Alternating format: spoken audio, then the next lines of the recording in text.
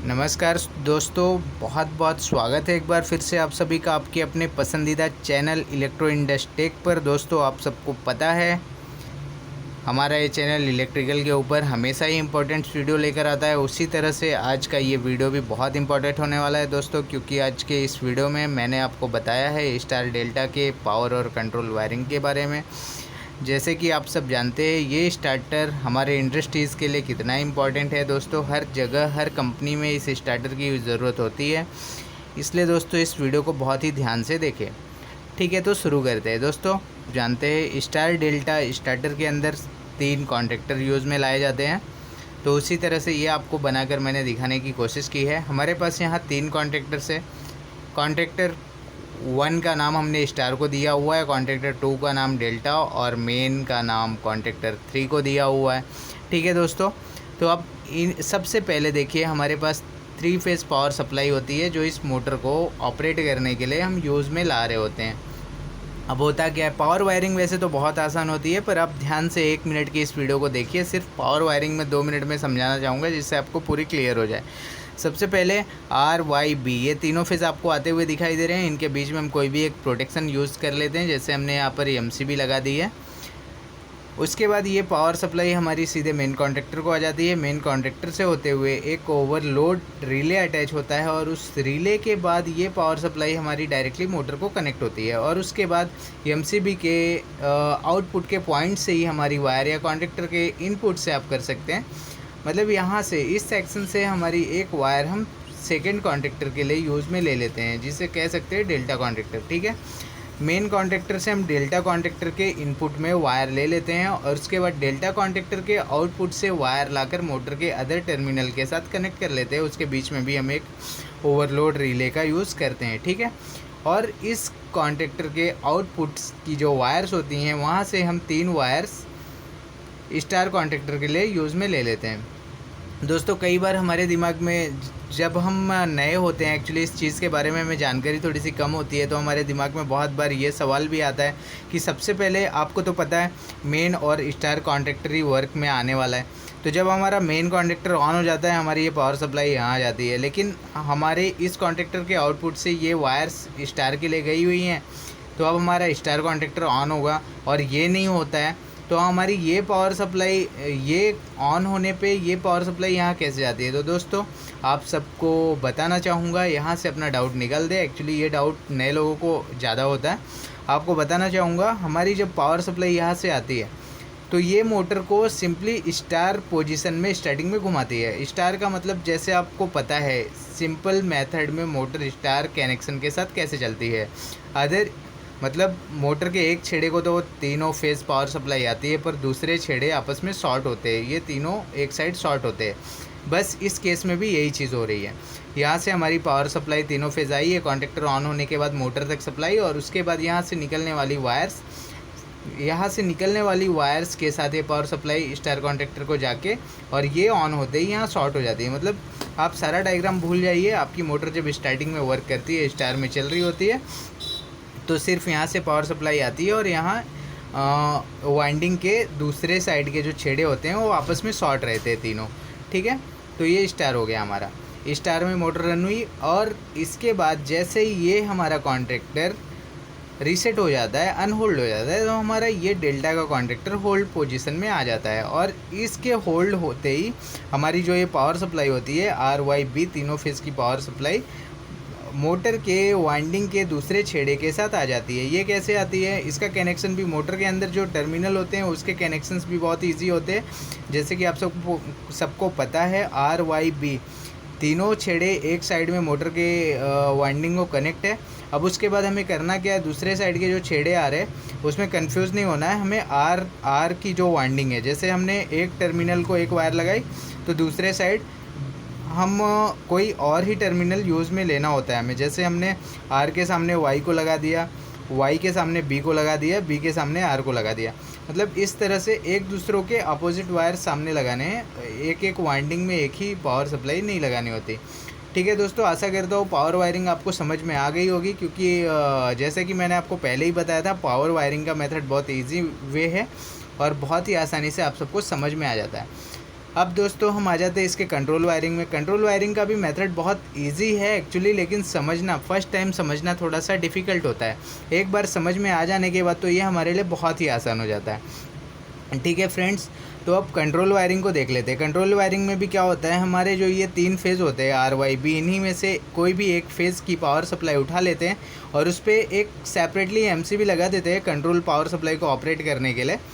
उसके बाद हम यहाँ से जो एक एमसीबी सेपरेट सिंगल पोल की लगाते हैं, उसके बाद से हम जो पावर सप्लाई उठाते हैं वो हमें पता है थर्मल ओवरलोड रिले जो हमारा लगा होता है यहाँ पे मेन, जो हमारा मेन कॉन्टेक्टर के नीचे अटैच रिले होता है, उसके एनसी कॉन्टेक्ट से हम ये एमसीबी से आने वाली वायर को लगा देते हैं। और उसके बाद वहाँ से जो एनसी का जो दूसरा पॉइंट होता है वहाँ से एक वायर लेके हम स्टॉप पुश बटन को लगा देते हैं और स्टॉप से होती हुई स्टार्ट पुश बटन को। कोई भी हमारा स्टार्टर हो, हर स्टार्टर में इतना प्रोसीजर फ्रेंड्स सेम होता है, इसमें कोई चेंजेस नहीं होता है, चाहे वो स्टार्टर स्टार डेल्टा का हो, डियोल का हो या कोई भी एनीबॉडी। तो हमें ये चीज़ हमेशा याद रख लेना है और इस चीज़ को भूल जाना है। ये एक्चुअली अलग प्रोसेस है, ये मैं आपको थोड़ी देर में बताता हूँ। अभी आप सीधे आ जाइए यहाँ से, जो हमारी पावर सप्लाई जैसे कि मैंने स्टार्ट पुश बटन तक बताई, यहाँ आपकी एमसीबी लगी है। एमसीबी के ऑन होते ही ये थर्मल ओवरलोड रिले शॉर्ट है एनसी कंडीशन में, इसलिए हमारी पावर स्टॉप तक है। स्टॉप में भी आपको पता है एनसी यूज़ में लाया जाता है, नॉर्मली क्लोज कॉन्टेक्ट यूज़ में लाया जाता है, जिससे कि power supply start push button तक आ गई।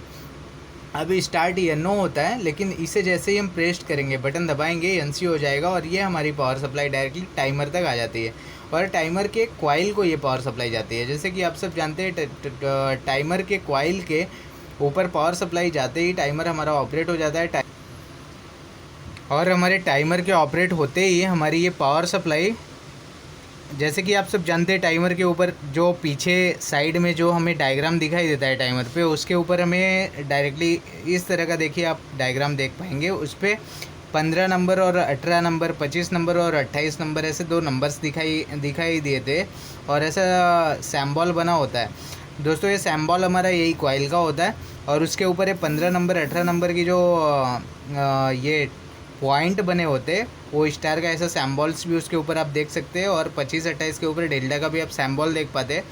ये इसलिए होता है क्योंकि इसके कॉइल को पावर सप्लाई जाने के बाद हम यहाँ से एक वायर कॉइल के ऊपर से, कॉइल को एक न्यूट्रल एक लाइन की पावर सप्लाई आई, लाइन के ऊपर से जो हम वायर उठाते हैं वो यहाँ और यहाँ इन दोनों के साथ हम अटैच करते हैं। जैसे कि आप यहाँ से देख पा रहे हैं, हमने ये पावर सप्लाई की सेम वायर को यहाँ से लेकर ऐसे यहाँ टाइमर के एक्सिलरी कॉन्टेक्ट को दे दिया। ठीक है, अब यहाँ से होता क्या है, जैसे ही आपने 15 नंबर को पावर सप्लाई यहाँ से दे दी, अब हमारा ये टाइमर ऑन हो चुका है। इसके ऑन होते ही हमारी पावर सप्लाई यहाँ से 18 नंबर जो स्टार का ये पॉइंट होता है उसे एनसी कर देगी।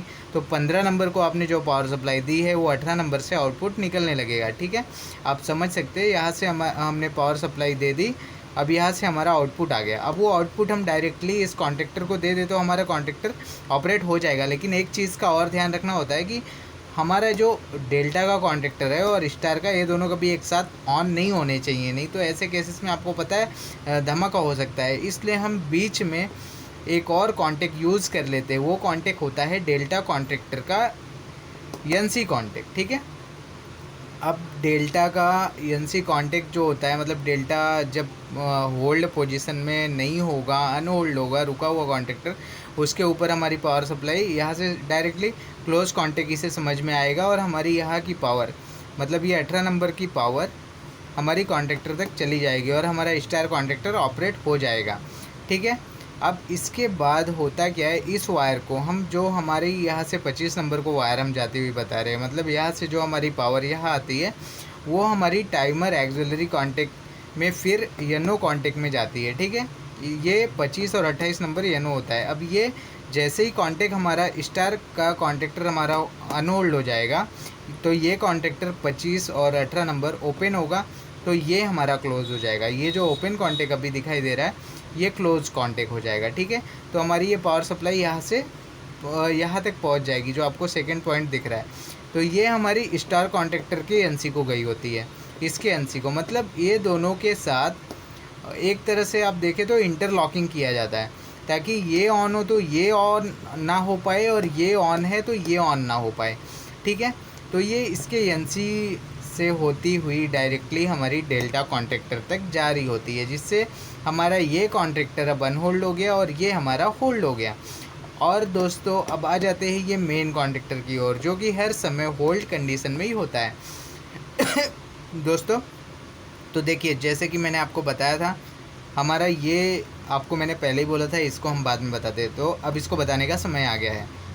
अब होता क्या है कि हमने यहाँ से पुश बटन को प्रेस किया, जब हमने इसे दबाया तो हमारी यहाँ से आने वाली लाइव पावर सप्लाई यहाँ तक आई, लेकिन जब हमने इसे छोड़ दिया इस कंडीशन में हमारी पावर सप्लाई आनी बंद हो जाएगी। तो हमारा ये कॉन्ट्रैक्टर वर्क कैसे करेगा, इसलिए हमें हमारे इसी मेन कॉन्ट्रैक्टर का एक और एक्सिलरी कॉन्टैक्ट, एक और एक्स्ट्रा एडन ब्लॉक जो लगाए होते हैं, हम उसे यूज़ में लिया जाता है। अब ये हमारी पावर सप्लाई स्टॉप और स्टार्ट पुश बटन के बीच की जो वायर होती है, मतलब यहाँ से या यहाँ से, हम दोनों में से कहीं भी किसी भी पॉइंट से पावर सप्लाई की एक वायर उठाते हैं और उसे एक्सिलरी कॉन्टैक्ट, ये इसका जो होता है यनो, वहाँ से हम यनो कॉन्टैक्ट से लेते हुए इस वायर को मेन स्टार कॉन्ट्रैक्टर के एक्सिलरी कॉन्टैक्ट से लेकर मेन कॉन्ट्रैक्टर को देते हैं और इसे फिर से एक जगह मेन कॉन्ट्रैक्टर के एक और एडन ब्लॉक के यनो में हम लगा देते हैं, जिससे कि हमारा ये power supply normally open contact है, अभी ओपन है। यहाँ से हमारी जो पावर सप्लाई इस कॉन्ट्रैक्टर को चालू करने के लिए आती है, उस समय ये हमारा कॉन्ट्रैक्टर 1 मिनट के लिए होल्ड हुआ, होल्ड होते ही ये हमारा यनो एनसी में कन्वर्ट हो गया। ठीक है, अब ये पावर सप्लाई हमारी यानी बंद भी हो जाएगी, तो ये कॉन्ट्रैक्टर का जो पॉइंट है वो एनसी हो चुका होता है, जिससे कि हमारी यहाँ से पावर सप्लाई डायरेक्टली रन कर रही होती है। ये पावर सप्लाई यहाँ से दौड़कर यहाँ ये सर्किट पूरी कर रही होती है। ठीक है, यहाँ से ये पावर सप्लाई यहाँ से दौड़ के यहाँ से ऐसे न्यूट्रल इसको मिल रहा होता है, जिससे हमारा ये कॉन्ट्रैक्टर कंटिन्यूसली ऑपरेटिंग पोजीशन में ही रहता है और ये दोनों अल्टरनेटिंगली पोजीशन में आ जाते हैं, जिससे कि ये पूरा हमारा पावर डायग्राम पूरा हो जाता है। आपको पता है मोटर को चालू करने के लिए तो मेन 3 फेज़ ही चाहिए होते हैं, ये सब तो उसका ऑपरेटिंग प्रोसीजर है। आशा करता हूँ इस वीडियो को देखकर आप स्टार डेल्टा कॉन्ट्रैक्टर की कंट्रोल और पावर वायरिंग डायग्राम को अच्छी तरह समझ गए। ठीक है दोस्तों, आशा करता हूँ ये वीडियो आपको अच्छी तरह समझ में आई होगी। ठीक, अब दोस्तों इस वीडियो को यहीं समाप्त करना चाहूँगा। इसी के साथ ही आपको बोलना चाहूँगा, आगे भी इसी तरह के इलेक्ट्रिकल रिलेटेड वीडियोस देखते रहने के लिए आप हमारे चैनल को सब्सक्राइब करें और आगे की वीडियो आपसे मिस ना हो जाए, इसलिए बेल आइकन प्रेस कर ले। जय हिंद दोस्तों।